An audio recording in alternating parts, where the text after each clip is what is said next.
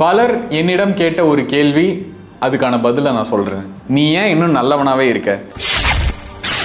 எனக்கு ஒரு மரத்தோட வாழ்வு கிடைச்சா சந்தோஷமா இருக்கும். மரமாய் நானும் மாறேனோ என் மனித பிறவியில் உயிரேனோ. ஒரு மரம் என்னைக்குமே சுயநலமா வாழ்ந்ததே கிடையாது. வேரை அறுத்தாலும் மரங்கள் வெறுப்பை உமிழ்வதில்லை. ஒரு மரம் தன்னுடைய வாழ்வை பொறுத்த வரைக்கும் அது மனிதர்களுக்கு நிழலை கொடுக்குது, நமக்கு தேவையான ஆக்சிஜனை கொடுக்குது, பறவைகளுக்கு ஒரு வீடு கொடுக்குது. அந்த மரத்துக்கு பக்கத்துல ஒரு குட்டையா ஒரு ஓடை ஓடிக்கிட்டு இருக்கும். அந்த ஓடை ஒரு நதியா மாறும். அந்த நதி காலப்போக்கில் அதோடைய வளர்ச்சிக்காக அந்த மரத்தோடைய வேற அறுத்து அந்த மரத்தையே கூட்டு போயிடுமா.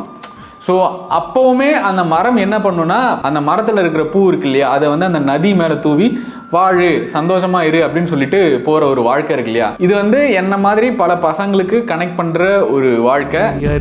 நதியின் மேல் மரங்கள் ஆனந்த பூச்சொரியும்.